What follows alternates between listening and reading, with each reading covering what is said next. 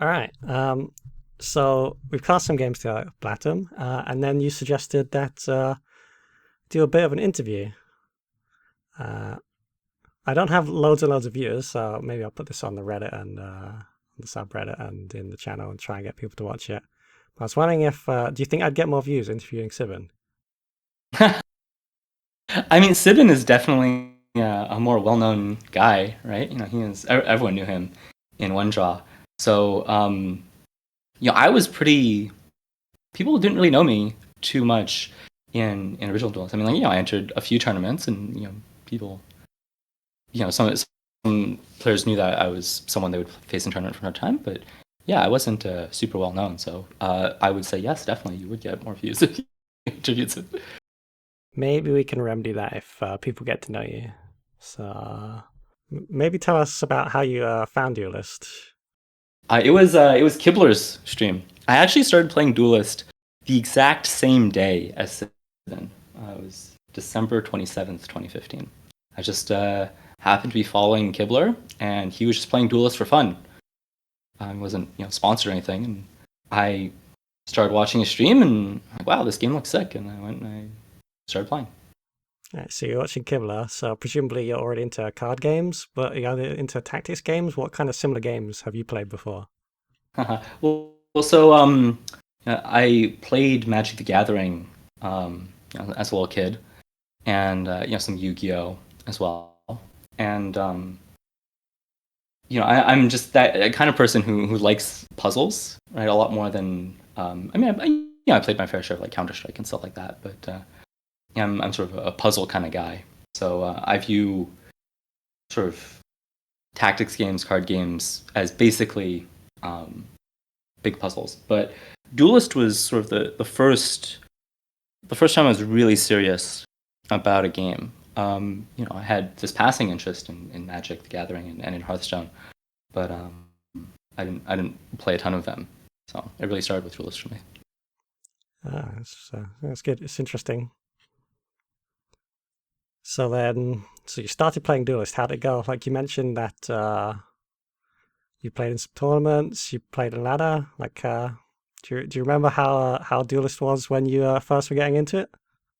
Yeah. So I started by playing Magmar because Kibler was playing Magmar, of course, and it turns out that I like every faction but Magmar a lot. Magmar is not really my style. But then I quickly pivoted to Vanar and then Linar and Songhai and whatever. And those are the factions I like a little bit more. Just playing whatever was strongest at the time, and I never entered too many tournaments, but I entered a few. I think people started getting to know me around Kara meta, where I played a lot of Kara. I like that deck quite a bit, and yeah, took games off some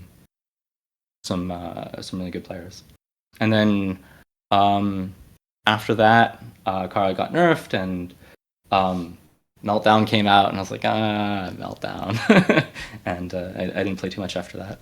That's interesting. I was doing a little bit of preparation for this interview, and I looked through your message history on the Duelist official Discord, and I found what would have been in an alternate timeline been your last ever message on that Discord, and here it is.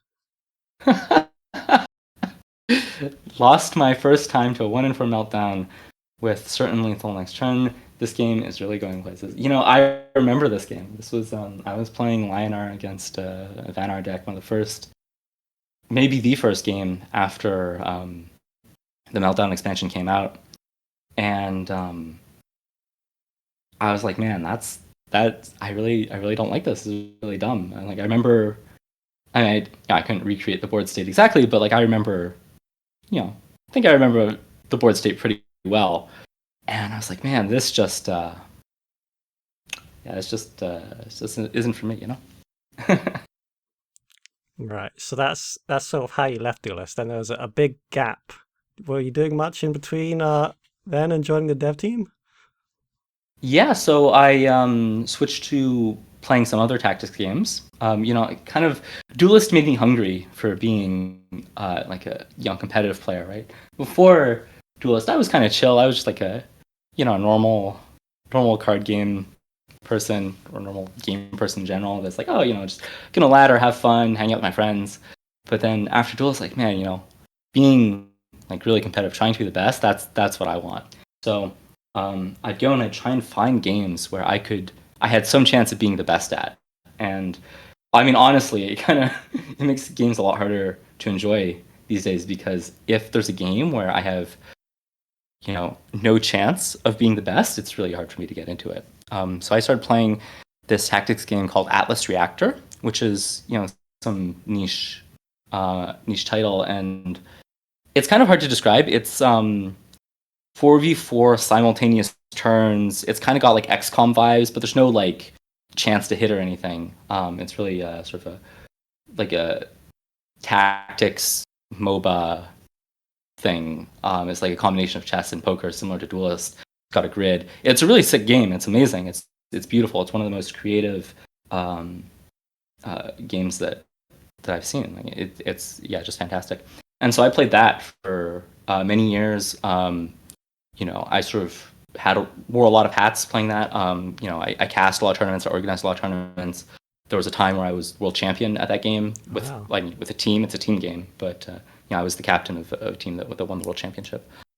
And you can check out VODs on my Twitch if you want to see some. It was a pretty small game. It maybe a little bit smaller than Duelist. But yeah, it was awesome. That's really cool. I had no idea. Yeah. Yeah. So that's the context that you were in before. What happened, I guess, next is, would you mind explaining how did it happen that you joined the Duelist dev team? How did you hear of it? Yeah, so I mean, I heard that Duelist was shutting down, and I mean, Duelist, especially Patch 60 Duelist in particular, is my favorite game of all time, and by a pretty wide margin. Like it's just beautiful. It's so much nicer than anything else I've ever played. And so, I found out that I heard that it was shutting down in February of 2020. I'm like, I should go and, play a little bit more just to, say goodbye. Went and played some games and, heard that there was this revival project that was happening. At the time, it was just a community-driven thing. I mean, still sort of community-driven, but it was community-driven in sort of a different way, where it's all like completely open source. Anyone can join and contribute code. It was run by Smash the Hamster. And I went to that server, and there's an introduction channel, and there I just said, hey, I can't really program, which is a lie. I can program a little bit, but I'm not like a professional developer or anything. But I'm really into game design. And I linked this Reddit post I wrote in like July of 2016. And in that post, I was talking about my view on randomness, because at the time, Blatm had just come out, and people were kind of upset, and there are all sorts of other things, other kinds of randomness in the game, and I wanted to sort of talk about what kind of randomness I thought was fine, and what kind of randomness I thought was like, this really shouldn't be a thing, and sort of is changing Duelist to the worst. And so I wrote this long post, and people like to get a lot of upvotes. So in this revival project, I went, I like linked this one random Reddit post that this one random guy wrote. I'm like, hey, can I come do design? And I mean, I don't know. They like I did get added to this, and I I felt really lucky, and so started talking to people there, and we had to do a few things. Like some point, we wanted to make some new cards, and people were just sort of given a faction and said, hey, make like 10 cards or something for this faction, just so we have more stuff to play with. Because at the time, the infrastructure for that project was terrible. Most cards could not be implemented, and there are like very, very serious restrictions on what the code base could do. So we need to design within those constraints. And so I came up with some cards, other people came up with other cards. And then around that time, Mazer came along and said, okay, your code base like really sucks. And he just rewrote the whole thing from scratch in like 2 weeks. And it was much better code base. And he also said, yeah, but I don't want it to be open source. And so he was going to start his own project and sort of go off and just do things with his new code base. And Sibin was going to go with him because, of course, it's Sibin. And then I got dragged along with that. And honestly, I have no idea why. I don't think Sibin really knew who I was, or I didn't really talk that much, and it's just extremely lucky that he decided to drag me along. So I'm definitely counting my blessings. So maybe you've already started answering the next question I was planning to answer, but I still think I'd maybe people be angry if I didn't answer it, because it's been quite a long time. What's taking so long? Yeah, I mean, I think that people just really underestimate how long it takes to make like a nice and polished game. And we really I want Duleyst to be something I can play 10 years from now. And the main thing that is going to be a challenge in that regard is making sure that we have a big player base, because Duleyst is such a skill-intensive game that if you're playing against someone who is a lot better than you or a lot worse than you, it's really not as enjoyable as it should be. You need someone that's of the same skill level as you. So you really need a big player base, and it's the kind of thing where it will snowball. If you have a small player base, the game isn't as fun because you have mismatched opponents, and then because the game isn't as fun, the player base gets smaller, and then the mismatch becomes more extreme, and so on. So it's really important for Duleyst in the long term to make sure that we give a first impression that is like as good as it can be, because there are a lot of people who will, if the game isn't amazing when it comes out, if there are any problems, then they're inclined to leave. And so we want everyone to come in at the same time and play the best version of Duleyst, because that's what's going to give us Duleyst in long term. So the game, we could play like crappy matches of Duleyst pretty early on into this 2-year development process, but it was not something that they would be able to hold a serious player base. We need a player base that's like hundreds and hundreds and hundreds at least of concurrent users for you to be able to have good matches. And it took up until now to have a product where we were confident, yes, if we put this in front of people, this is something that will grow over time. It's not something that people will just play for fun here and there for nostalgia. Because that's not going to make Duleyst survive. Yeah, it sounds like a pretty sort of grand vision. Has that been quite a challenge for you?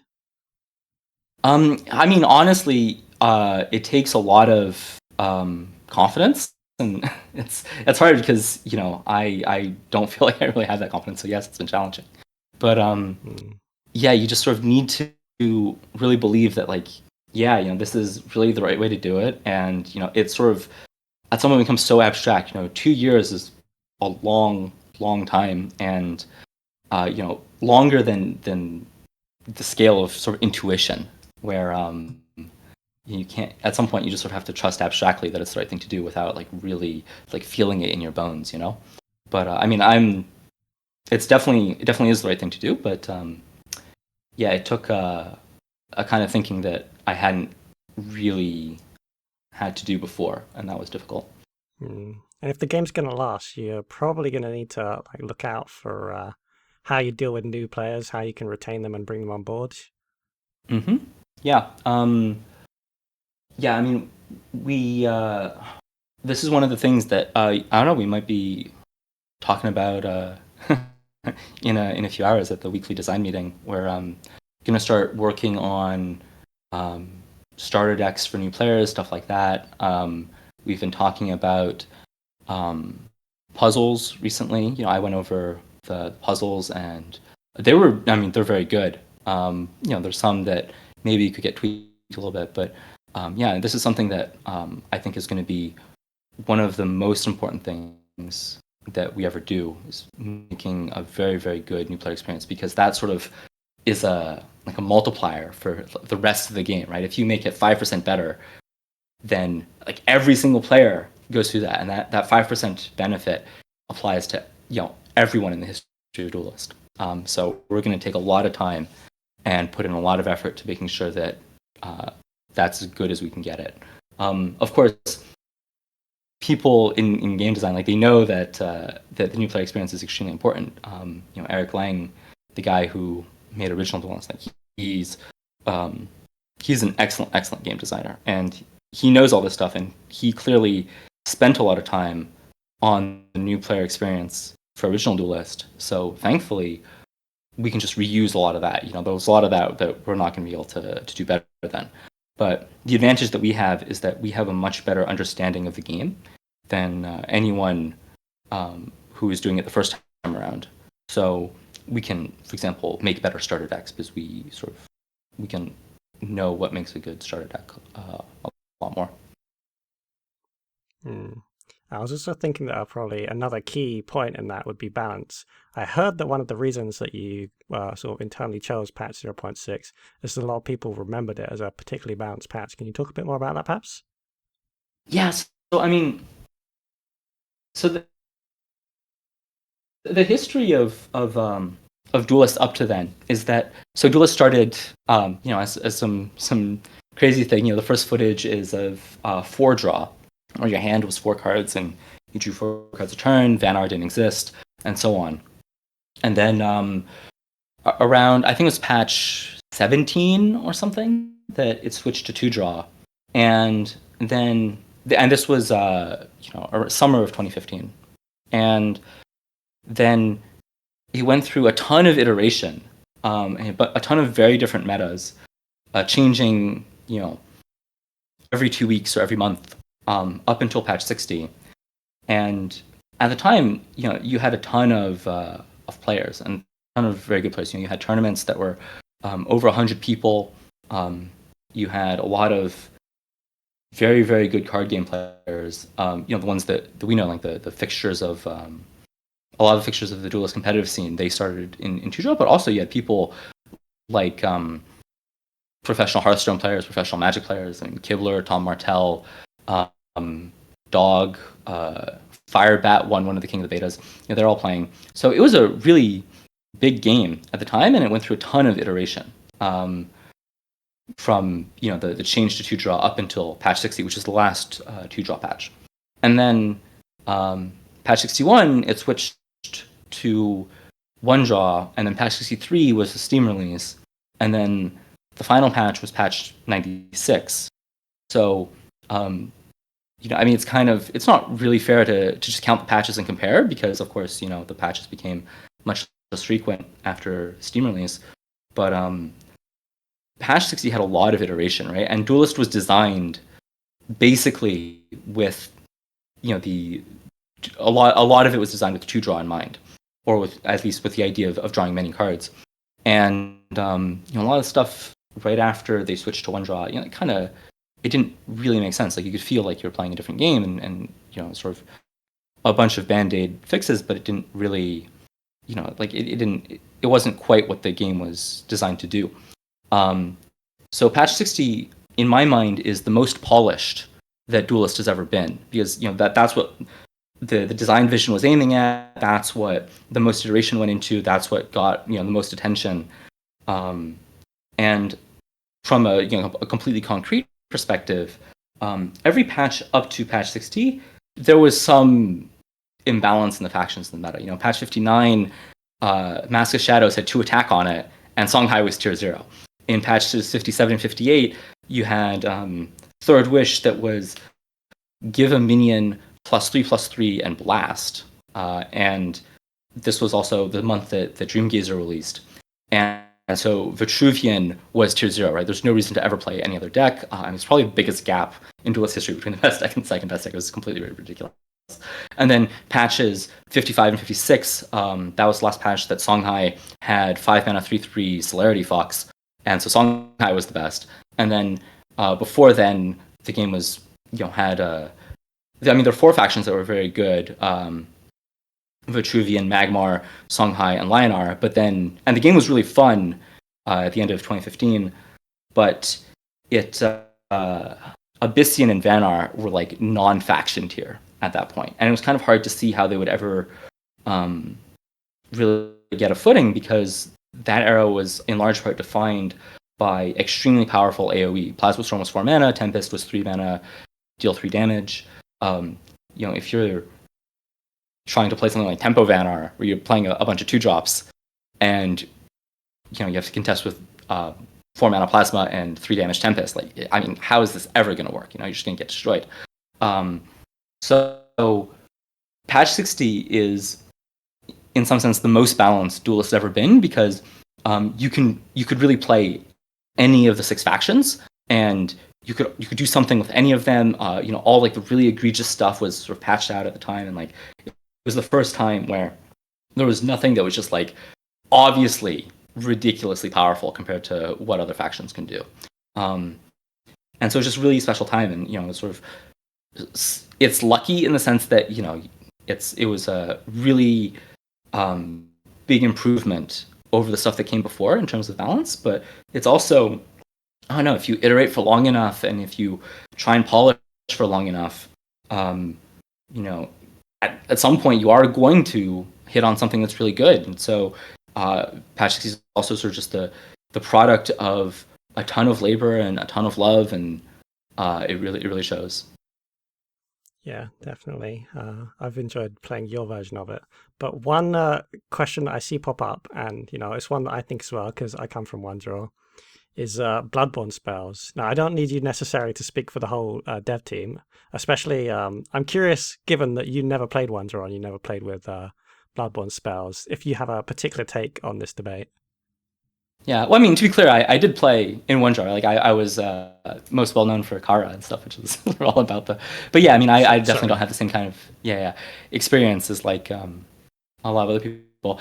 And I mean, it's One Draw Duelist was still an awesome game. It's like it's really, it's great. It's a really fun game. It's one of the best card games out there. And a lot of people like Bloodborne Spells are really cool. They it makes for a really fun game. But my perspective on it is that it's kind of a different game. It's not. So I played the 1 month that was One Draw without Bloodborne Spells, and it was horrible. It was by far the worst Duelist experience I've ever had. The game was just like miserable. So definitely One Draw Duelist absolutely needs Bloodborne Spells to be at all fun. But 2 Draw Duelist doesn't really need that, I think. One Draw Duelist, you needed it because when you didn't have it, you really felt like, oh man, there's something missing. When you were top decking in patches 61, 62, where you didn't have a Bloodborne spell, and you would draw a card, you were empty-handed and you draw a card, and it was like a spell that you had no legal targets for. And the next turn, your general was already in the place you wanted them to be. You literally just had to hit end turn if you replaced and still had a blank or something. And I was like, man, this sucks. This is dumb. And you just really felt it. And in that game, you need a button to click every turn to make the game fun. But in 2 Draw Duelist, you don't need that. And I think that the main reason Bloodborne Spells were added is because the game needs something to do on the turns where you don't have a card to play. And I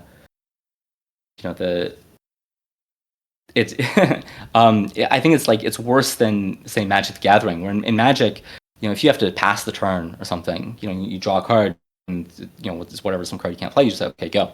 And it's because you don't really have that many things to do, you don't really feel it in the same way. But in Duelist, because you're also sort of moving and attacking with all of your units, when you don't also have a card to play, you really feel that.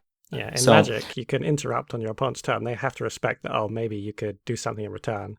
Whereas if you're just taking turn by turn, if you don't do anything on your one turn, that feels really bad.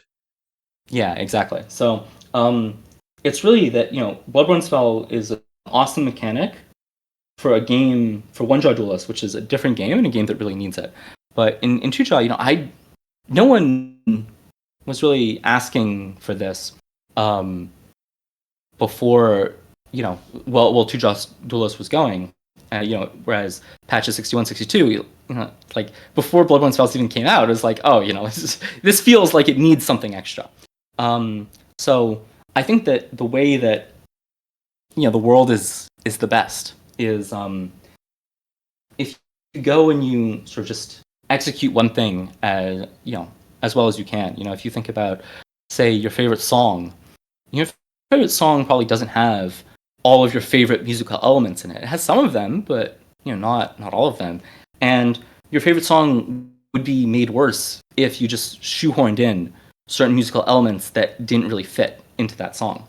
I think that Bloodborne Spells are a cool idea, and there should be a game that makes them shine. But Two Draw Duelist is not that game. I think Two Draw Duelist is already beautiful the way it is, and that Bloodborne Spells would come in and they would warp it. They would make the game worse because it doesn't quite fit as a concept, and will just sort of lead to to weirdness. And I mean, it's hard because it's never like, this is just conjecture. It's just my guess, and it's hard to know for sure without actively trying it. But I'm pretty confident that ultimately Bloodborne Spell just isn't really right for this game, and instead this game has a lot of really other awesome stuff. And I mean, when you play it, hopefully, I hope that when people play it, they don't feel like they're missing a button to click in the same way that, like, in patches 61 and 62, you're really missing a button to click. In a way that, while the Duelist dying, 1.96 dying is pretty sad. I mean, I enjoyed it. It's sort of given you and everyone at Dream Sloth an opportunity. See, that's like an alternate way that Duelist could have gone.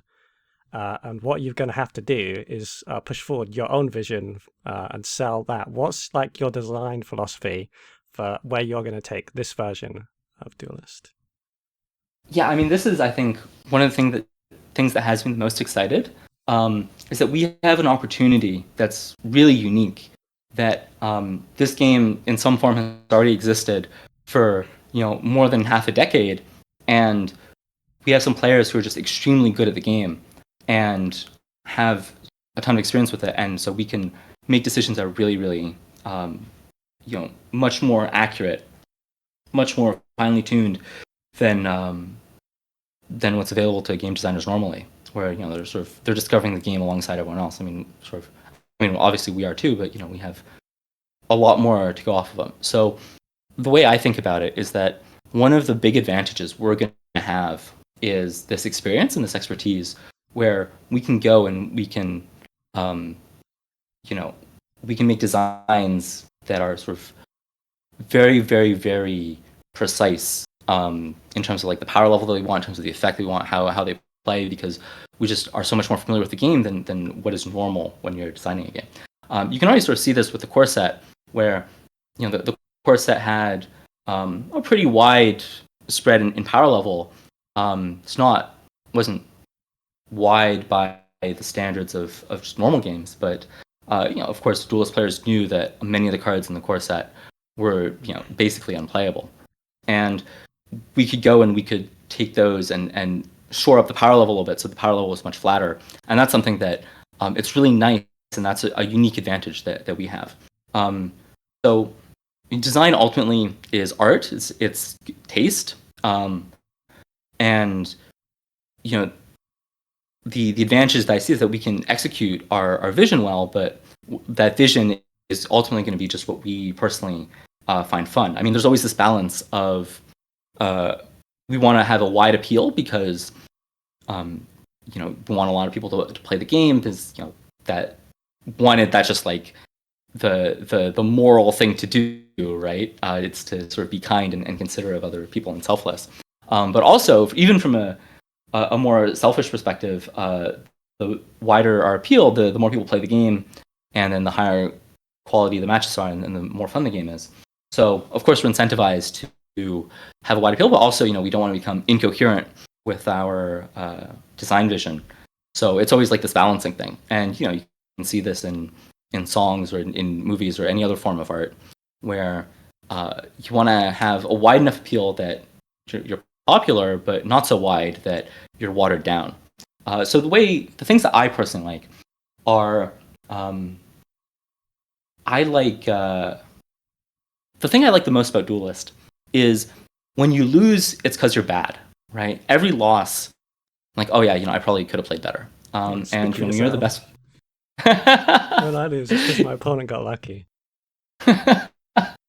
Yeah, I mean, it's honestly an awesome combination of those things because you do need to sort of have some sort of like emotional support in that way. It sucks if like you're constantly being told you're bad, right?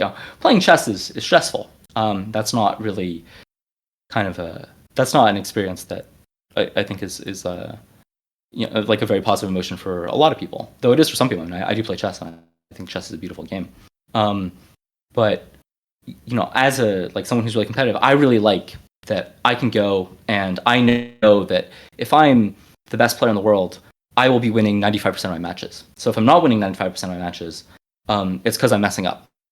And every single match, I can go and I can think back and say, I made this mistake, I made that mistake, and that's really nice. It's nice to know that this game isn't wasting my time. It's for example with Magic, right? The best player in the world is going to win like 2/3 of their matches. So the way that breaks down for me is that 1/3 of games are like a real contest, and you're going to win all of those, and then 2/3 of games are determined purely from luck, and you're going to win half of those. And so the half of the second 2/3 plus the 1/3 that you win because you're better, that's the 2/3 win rate you're seeing. So 2/3 of matches are just like decided based on luck, and that is a bad feeling for me. I don't want to be playing a game and actually 2/3 of the time what I do doesn't really matter. So at a high level, competitive level, I want Duelist to be a game where you win or lose because you're better or worse than your opponent, and there's no it's not wasting your time. You can always get better. It's really a difficult game to play. I think Duelist does that very well. But then other things that I really want from Duelist are I want there to be a wide variety of experiences people can have. I think that patch 60 didn't have quite enough of the zany stuff, and we added some zany stuff that I'm really happy with. I think that, for example, Mind Steal is like ridiculously fun. It's you play that card and you get into so many crazy situations, and that's awesome, right? And I think that kind of zaniness wasn't really something that was available in original patch 60. Yeah, that card reminds me of the pointing Spider-Man meme when they're like, I mean, it's a really cool card because it's like, it really, it's not just that, what they have in their hand. Now that they know that what you have in your hand, and like all this, and it becomes like common knowledge, and it really sort of, the common knowledge is a term that's thrown around in like logic puzzles a little bit, but it's really cool to actually play the card and you can feel it. Like, oh wow, this really is what common knowledge means. That was a nice experience for me. So I mean, there's all this kind of stuff, and sort of making the Duelist a little bit more varied than it was in patch 60. I think we're adding some effects that are more unusual than what came before, and I think having that variety, having that opportunity for some crazy moments, that's really nice. I mean, maybe one of the cleanest changes that we made along those lines is that previously Chimera couldn't. It said summon a random token, but it wasn't really a random token. It was from a short curated list. There were a lot of tokens you couldn't get, and we changed that. Now you can get any token. So you can flash out a Chimera and you can get a Bone Chill Barrier. You can get a Wind Dervish. You can get all these things that you couldn't get before, and that kind of stuff I think is also really important for Duelist. Yeah, so you're saying you're adding some more like zany, funny cards that maybe can create like some of those moments. Are there any specific examples of that you can remember during development? Maybe even something that got canned that you tried and it was too crazy. Yeah, I can talk about one that that it was ill fated, very ill fated. So I wanted a card where you would it would randomly permute the mana costs of cards in your hand. So for one of the reasons it got canned is what does the word permute mean? And I don't have a good answer to that. To permute something is to randomly shuffle them around. So if you have 6 cards in hand that have 6 mana costs, you take those 6 mana costs, you put them in a bag, you mix them around to that bag, and then you start pulling from that bag and just like start reassigning the mana costs at random. Yeah, exactly. And so there are a lot of reasons that like ultimately this isn't going to work out. It's kind of dumb for a lot of reasons. But man, it was like that was kind of kind of crazy. I mean, that's sort of that's like the behind the scenes kind of peak. I mean, really the best ideas we had. I mean, of course, they're the ones that are going to make it in, right? So I'm really happy with Mind Steel. I'm really happy with. I think Sojourner is really cool. This is like a nice card. I'm happy with Chimera. I'm happy with. It's going to be an upcoming Mind Warper change that you'll have to stay tuned for. I'm excited for that one. All these things. It's just like the game is just a lot more zany that way. The Chrysalis Burst I think is really nice because previous Chrysalis Burst, I mean, it had the word random on it, and it's like but also like it didn't. You never. The things you didn't really have that many exciting moments with it. And then this Chrysalis Burst that we have, 3 mana, the Progenitor opening gambit, where you every allied minion summons a neg of itself behind itself. We had a dev Jakar, who would play Arcanist Magmar, and he would, you can imagine like Flash, Owl Beast, Fractal Replication, and the next turn, you Chrysalis Burst that, and you have like 6 Owl Beasts, and like very quickly you have a board of like 4 80s or something, and it's like it's completely unclearable, and it's hilarious, right? It was really funny. I had no way of like really winning the game, besides just like beating you down with like 4 infinities, but. It was sick. It was hilarious, and we were on voice with Jakar, and he was like, laughing hysterically. He had this massive board of Owl Beasts, and like it was sick. That's it's like you can be so creative now in a way that like I think that it wasn't really available to you before.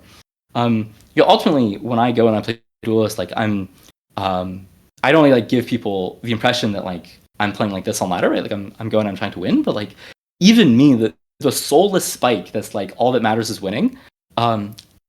When I have to play with like these like zany funny cards, I gotta admit that I have fun, and like if I can have fun, like I think that's a really strong endorsement of how those things went. Now that you've got everyone excited to play, maybe we should tell them when can everyone next play.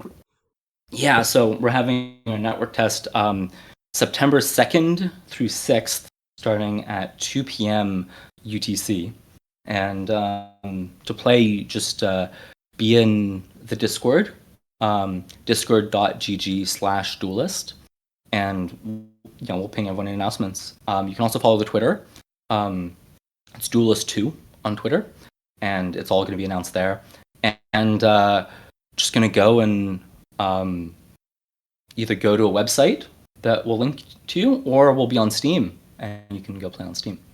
And it's going to be a really fun 4 days, and then hopefully beta is gonna, full release is gonna be shortly thereafter. Yeah, very exciting. I'm not expecting to nail down an exclusive announcement of a release date, but is there an expected sort of release period? How long will we have to wait for a true release? Yeah, I mean, this is the sort of thing where like it's dangerous to make announcements because if we end up getting delayed, then that looks pretty bad. So I think I can only say soon TM, but it's really soon TM. It's really like it's right there, man. This is like such a special moment for me. Like I'm kind of weird when it comes to how much I like Duleyst, right? Like I sort of haven't shut up about patch 60 since it came out, 6 years ago, over 6 years ago, and like the fact that my favorite game ever is like it's really back, and like I'm really gonna be able to just go and like play anytime I want, like so soon. Like it's really such a special feeling for me. So it's like, man, I'm just blown away at how this feels. So when I say soon TM, I really mean like it's it's soon TM. It's really right there, and it's like it's amazing. All right. Well, I think that'll be all for us. Cheers, man. I really appreciate you coming and answering these questions. I'm sure everyone watching and listening really appreciates you sharing your thoughts and what knowledge you can. So thank you very much. Yeah, I mean, thank you. I mean, I really like your content. I hope people who are watching all go and start following your content and check out your new stuff. 'Cause I think it's really good. Yeah. Take care. So yeah.